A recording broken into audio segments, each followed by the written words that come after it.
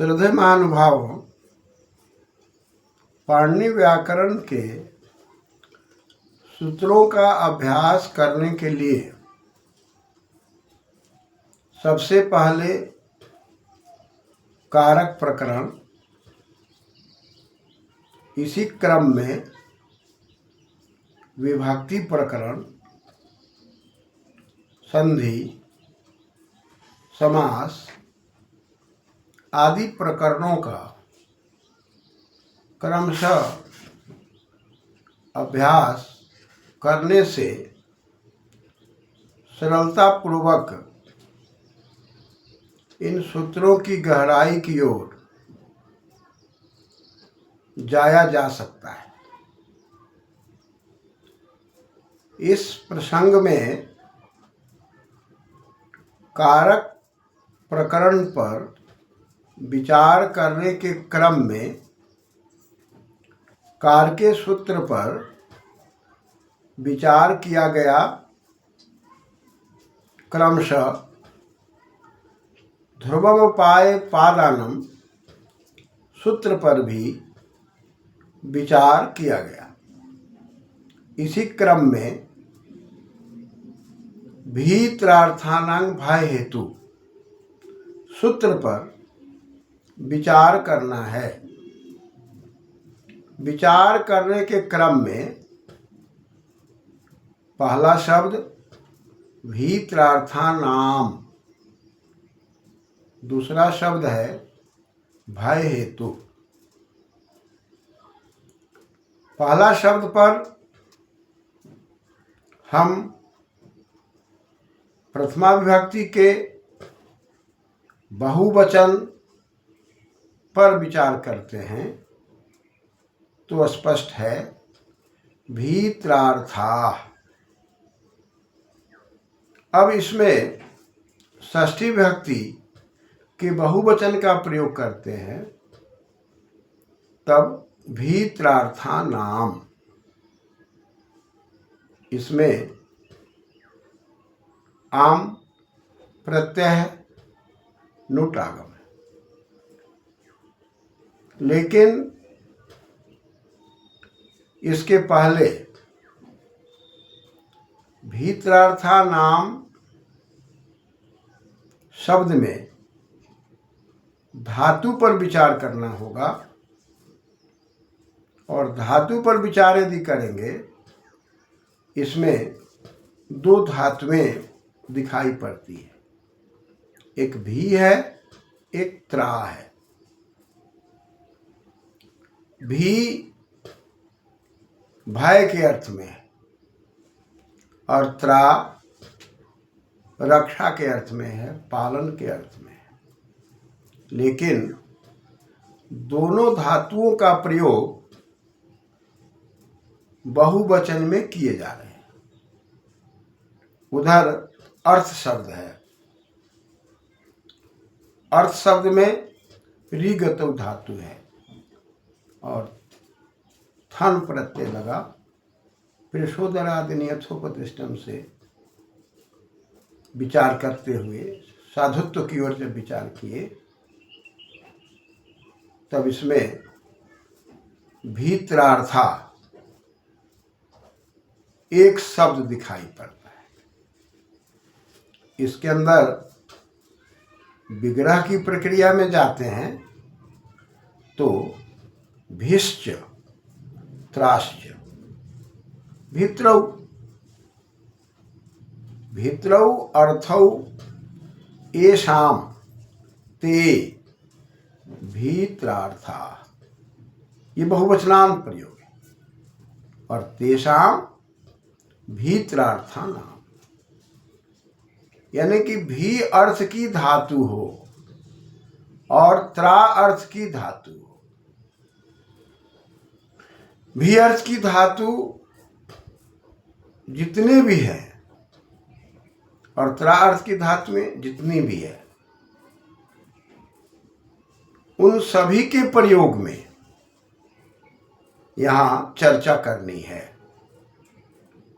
तो भी का अर्थ मान लीजिए दिया हुआ है भय, दूसरा, यदि हम विचार करें भय के अर्थ में, ओबीजी धातु ले, ये भी भय अर्थ में है। इसी क्रम में हम लोग भ्री धातु ले, ये भी भय अर्थ में है। ऐसे कई धातुएं हैं, ये सब भय के अर्थ में। तो भय के अर्थ में जितनी धातुएं हैं, और दूसरा है त्रा। त्रा में त्रयी पालने धातु है, और रक्ष भी पालने अर्थ में है, और गुड़ भी रक्षण अर्थ में है, या रक्षायाम अर्थ में है, ये भी रक्षा के अर्थ में है। कहने का मतलब कि भी धातुओं से भय अर्थ में जिन जिन धातुओं के प्रयोग हम करेंगे उन सभी धातुओं का ग्रहण होगा। और त्रा अर्थ में यानी कि भय के अर्थ में और रक्षा के अर्थ में, दोनों अर्थ में जिन जिन धातुओं के प्रयोग होंगे वो सारी धातुओं का ग्रहण हम करेंगे। तो इन धातुओं के ग्रहण करने में दूसरा शब्द जो आ रहा है वो भय हेतु आ रहा है, और भय हेतु पर विचार करते हैं तो ये प्रथमा विभक्ति एक वचन है। साथ ही साथ इसके अंदर हम समास की बात करते हैं तो स्पष्ट है, भयस्य हेतु भय हेतु, भय का कारण। भय पर विचार करते हैं, ये भी भय्य धातु है, और इस धातु में भय के अर्थ में अच प्रत्यय करने के बाद और अयादि संधि होने के बाद भय शब्द बनता है। हेतु में ही धातु है, गति और वृद्धि के अर्थ में तू प्रत्यय, तो बन गया हेतु। भयस्य हेतु, भय का कारण।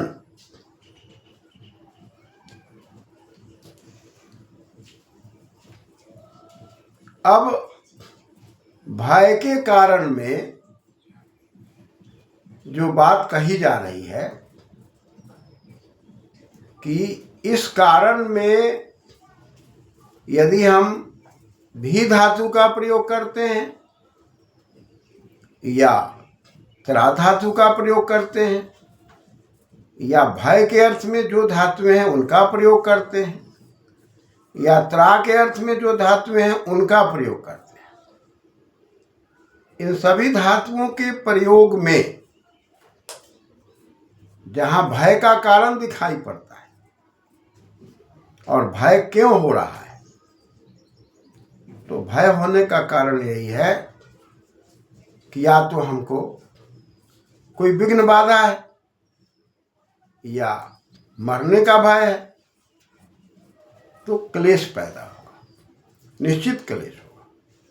और जब निश्चित क्लेश होगा तो वही ध्रुवम है, और जब वो ध्रुवम क्लेश है तो फिर उसमें अपदान कारक की बात आएगी।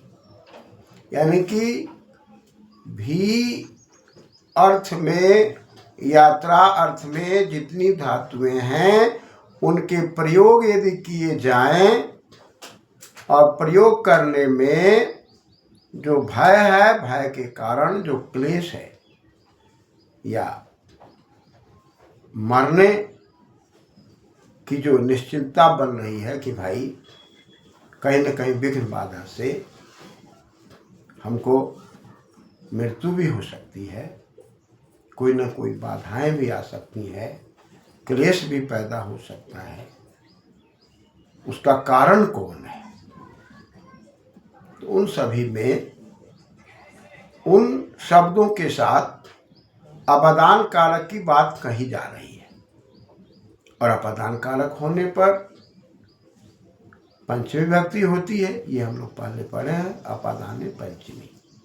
और पंचमी होने से ङसी प्रत्यय होता है और पुनः ङसी प्रत्यय के बाद जो शब्द बनते हैं आत लगने से, जैसे वहाँ पर वृक्ष से वृक्षात, उसी प्रकार यहाँ यदि हम बात करें कि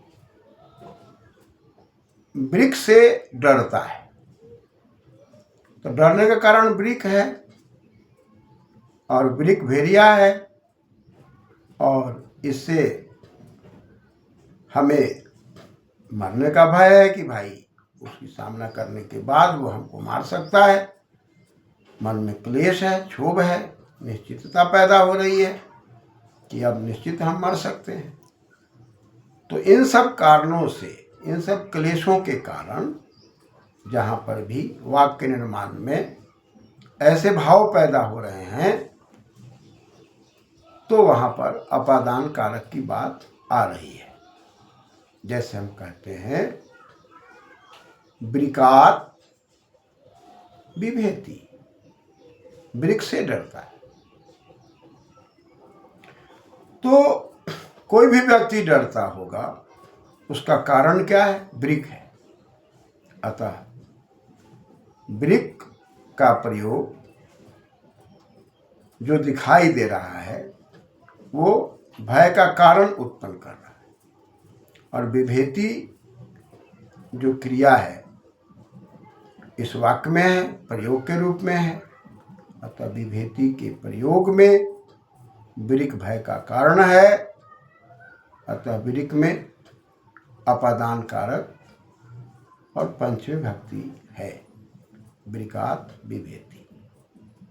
इसी प्रकार से विभेति के जगह पर यदि हम उद्बीजते का प्रयोग करते हैं, ये भी भय के अर्थ में है। यदि हम भ्री धातु का प्रयोग करते हैं, ये भी भय के अर्थ में है। भ्रीणाति, ये क्रियादिगण की धातु है। विभेति जो होते आदिगण की धातु है, और उद्बीजते तुदादिगण की धातु है। पहला क्रिया में हम देख रहे हैं विभेति में परस्मैपदी पद है, दूसरा उद्बीजते में आत्मनेपदी की धातु है, और तीसरा भ्रीणाति पुनः परस्मैपदी।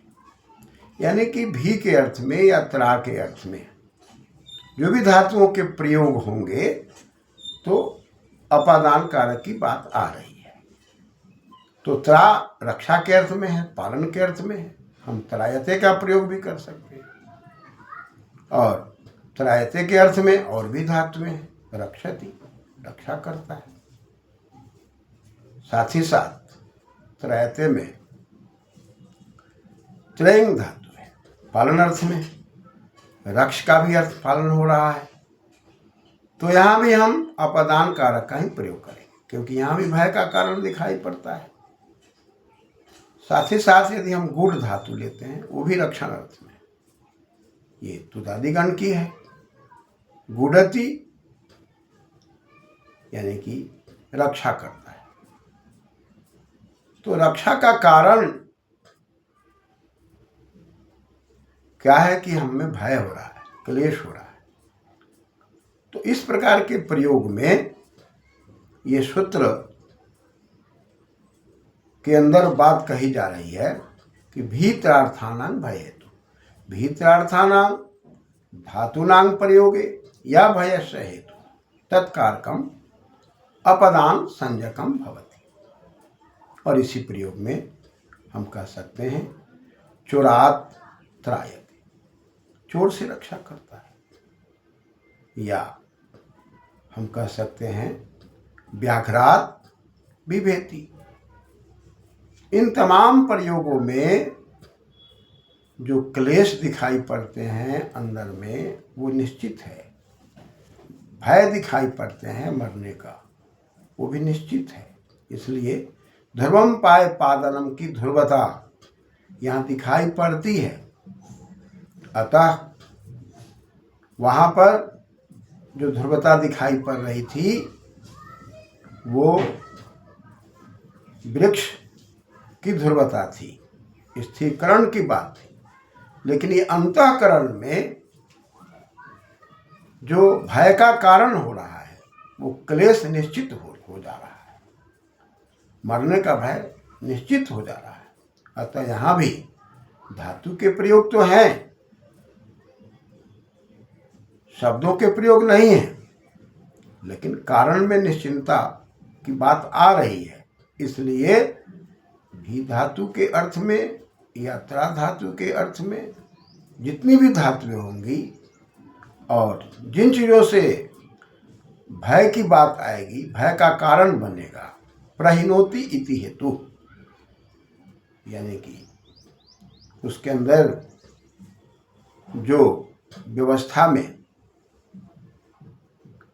कारण की बात आ रही है, यदि वो कारण न बने तो भय न हो।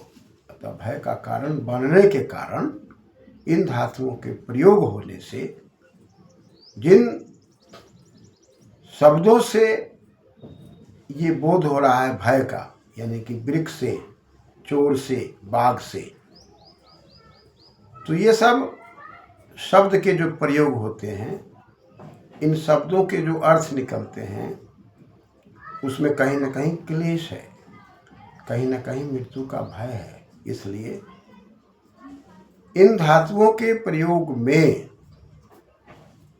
वृक्ष हो, व्याघ्र हो, सिंह हो, ये सब कारण पैदा कर रहे हैं। अतः इन सभी शब्दों में अपादान कारक और अपादान कारक होने से पंचमी विभक्ति की बात कही जा रही है। तो एक तरफ तो हम देख रहे हैं कि एक स्थान से अलग होने में भी अपादान हो रहा है, लेकिन यहाँ कारण बन रहा है तो भी अपादान हो रहा है। अतः यहाँ धातुओं के अंदर और क्रियाओं के अंदर की घटनाएं हैं, वहाँ शब्दों से अलग होने की घटना घट रही है। इसी क्रम में पुनः हम लोग विचार करेंगे। प्राजेर सोढ़। धन्यवाद।